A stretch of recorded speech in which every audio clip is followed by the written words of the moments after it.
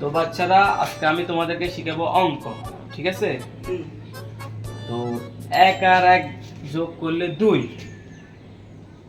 অনেক ভালো শিখাইতে পারি, ঠিক আছে না? কার কোনো প্রশ্ন আছে? স্যার, 1 আর 1 যোগ করলে তো 2 হয়, এটা তো আমরা সবাই জানি।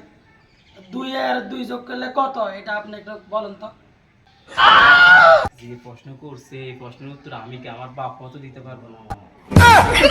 এই শালা তুই, তো স্যারের প্রশ্ন করে সাহস কি ব্যাপার?